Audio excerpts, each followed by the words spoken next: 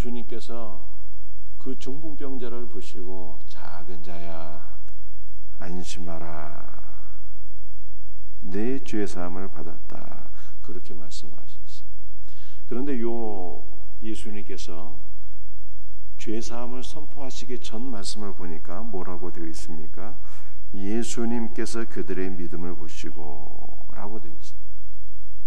중풍병자의 믿음을 보시고가 아니라 누구의 믿음을 보시고? 중풍병자로 누운 침상에 누운 중풍병자를 사람들이 데리고 오거늘 예수께서 그들의 믿음을 보시고요. 중풍병자를 들것에 눕혀서 예수님께로 데리고 온 그 사람들의 믿음을 보시고 예수님께서 중풍병자에게 죄사함을 선포하셨다는 거예요. 여러분들 이것은 우리들에게 무엇을 교훈해 주고 있습니까? 중풍병자가 고침을 받기 위해서는요 그의 친구들의 믿음이 있었다는 거예요. 예수님께서 중풍병자 친구들의 믿음을 보시고 죄사함을 선포하셨어요. 그래서 제가 주일날에도 말씀드리지 않았습니까? 우리가 예수 그리스도를 믿게 된 것은 누군가의 도움이 있었다고. 눈물로 기도하신 어머니의 기도가 있었고, 우리들에게 복음을 증거해 준 전도자의 도움이 있었고, 우리를 사랑으로 섬겨준 많은 섬김의 손길이 있었기 때문에 오늘 우리가 믿음의 사람이 될 수 있었던 것입니다. 주님께로 나올 수가 있었어요. 성경은 이 사람들이 다 고엘이라고 말씀하고 있어요. 고엘이에요. 이제 우리에게 도움을 준 사람들로 인해서 우리가 예수 그리스도를 믿게 된 것처럼 이제 우리도 누군가의 도움을 주는 사람이 돼야 돼. 누군가를 위한 고엘이 되어야 되는 거예요. 한 영혼을 위한 기도자가 되어야 되고, 한 영혼을 주님께로 인도하기 위해서 수고하는 자가 되어야 되고, 섬기는 자가 되어야 한다라고 하는 것을 성경이 우리에게 말씀하고 있습니다. 여러분들, 우리가 한 사람을 주님께로 인도하는 것이 결코 쉬운 일이 아니라는 것을 오늘 본문이 보여주고 있는 거예요. 많은 사람들이 운집해서 가까이 나갈 수가 없었어요. 그런데 중풍병자를 데려온 친구들은 포기하지 않았어요. 이 친구가 예수님을 만나야 살 수 있다는 그 믿음이 있어서 어떻게 했습니까? 친구를 지붕 위로 끌어올리고, 들것에 눕혀서 지붕 위로 끌어올리고 지붕을 뜯어버렸어요. 여러분들, 이스라엘 지붕은요 오늘날 우리나라처럼 이렇게 콘크리트로 된 지붕이 아니에요. 나무로 지붕을 하는 거예요. 격자로 나무로 이렇게 지붕을 해놓고 거기에 갈대와 나무 잎사귀 같은 것들을 다 이렇게 올려놓은, 우리나라 예를 들어서 옛날 초가지붕 비슷한 거예요. 초가지붕 비슷한 거예요. 그래서 사람들이 이걸 뜯을 수가 있어요. 지붕을 뜯고 들것을 내려서 예수님께로 인도한 거예요. 그들의 노력이 얼마나 대단합니까? 그런데 예수님께서 그들의 노력이 아니라 그 노력 이면에 있는 믿음을 보셨다는 거예요.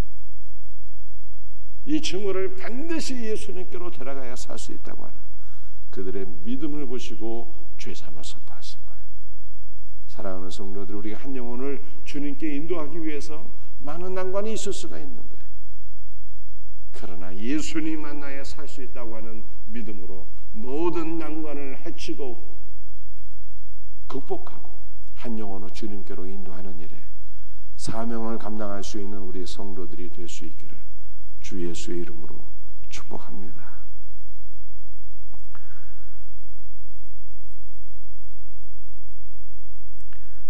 우리 두 번째는요, 예수님께서 제자 마태를 부르시는 장면인데요, 9절부터 한번 읽어보겠습니다. 예수께서 그곳을 떠나 지나가시다가 마태라는 사람이 세관에 앉은 것을 보시고 이르시되 나를 따르라 하시니 일어나 따르니라. 여러분, 마태는요, 이름의 뜻이 하나님의 선물이에요. 얼마나 좋습니까? 여러분들, 우리 인생 자체가 하나님의 선물이에요. 하나님께서 우리를 창조하시고 하나님께서 우리를 구원하시고 하나님께서 우리를 사랑하시고 하나님께서 우리에게 예수 그리스도 안에서 모든 것을 다 선물로 주셨어요. 참 복된 일입니다. 하나님의 선물. 예수님께서 이 마태가 세간에 앉아있는 것을 보시고 나를 따르라 이렇게 말씀하셨어요. 여러분들 따른다는 말은요, 함께 같은 길에 있다는 거예요. 여러분들 예수님께서 지금 어디로 가시는 길입니까? 예수님께서 공생의 마지막에는 이제 어디로 가시는 거예요? 예수님께서 제자들을 부르시고 그들을 훈련시키신 다음에 궁극적으로 가시는 것은요, 예루살렘으로 가시는 것입니다. 여러분들 예루살렘으로 가신다는 것은요, 우리 예수님께서 제자들 우리 모두를 결국에는 요한계시록에 나타난 거룩한 새 예루살렘으로 우리를 지으신다는 거예요. 거룩한 새 예루살렘은 천상에 있는 교회, 천상에 있는 교회. 거룩한 새 예루살렘은 신랑이신 예수 그리스도와 신부인 성도가 한 몸을 이루는 거예요. 그 새 예루살렘으로 주님과 한 몸 된 교회 공동체, 그 새 예루살렘으로 우리를 이끄신다는 거예요. 이것이 예수님께서 예루살렘으로 가신다는 표현.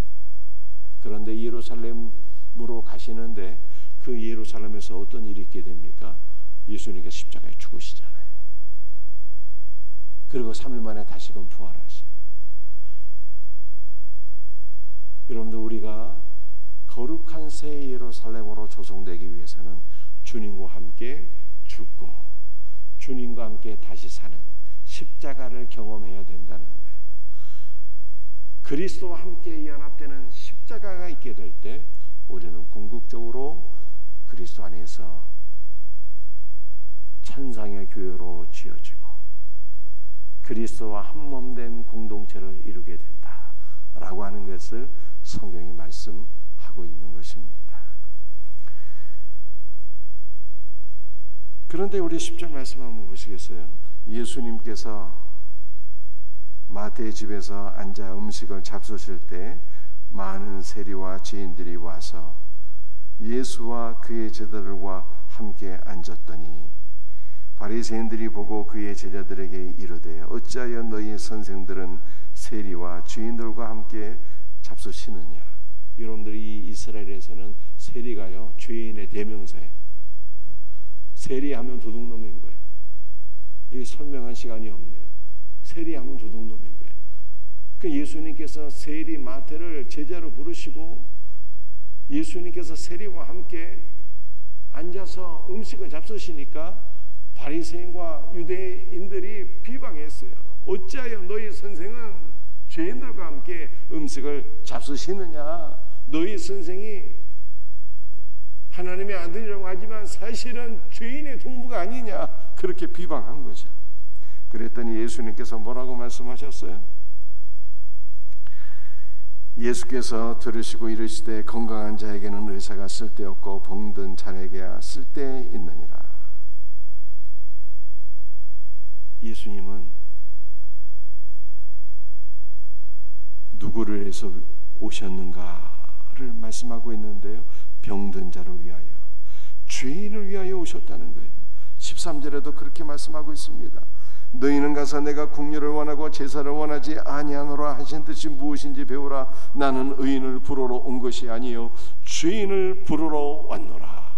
우리 예수님께서 이 땅에 오신 목적을 세리 마태를 부르신 것을 통해서 말씀하셨는데, 예수님께서 이 땅에 오신 목적이 무엇이라고요?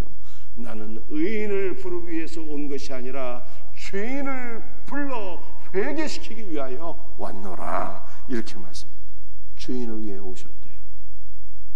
그러므로 사랑하는 성도들이 우리가 하나님 앞에서 만약 하나님 나는 바리새인들처럼 나는 의인입니다 라고 주장하면요, 예수님과 상관없는 사람이 되어버리는 거예요.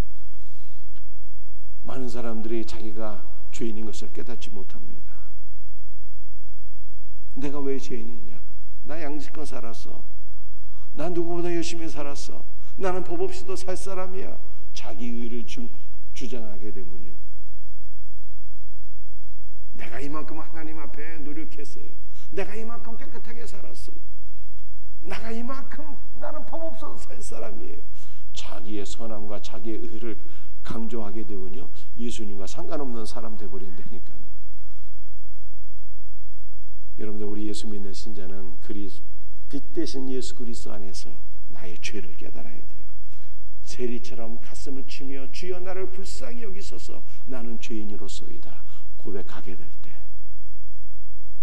우리 주님께서 우리를 긍휼히 여기시고 내 죄사함을 받았다 선포하시고 우리를 의인으로 간주하시고 우리의 삶을 더욱더 의롭게 만들어 주세요. 이 놀라운 은혜가 우리 모두에게 있기를 주의 이름으로 축복합니다. 여러분들 신앙생활 하면서요, 저는 너무 많이 이걸 경험하게 돼요. 믿는다고 하지만 자기의가 너무 강해. 자기의가. 주님, 제가 이만큼 했는데요, 자기의가 너무 강하다니까. 이것 때문에 실족하게 되고 이것 때문에 넘어지게 되고. 신앙생활은 자기의를 내려놓고 주님의 의를 붙잡는 거예요. 주님의 의를. 주님 안에서 의롭게 되는 거예요. 이것이 우리가 일평생 깨달아야 되고 일평생 붙잡아야 되고 일평생 누려야 될 주님의 은혜예요. 내 의를 내려놓고 주님의 의를 붙잡고 주님 안에서 의롭게 되는 것. 이 놀라운 은혜가 우리 모두에게 있기를 주님의 이름으로 축복합니다. 기도하시겠습니다.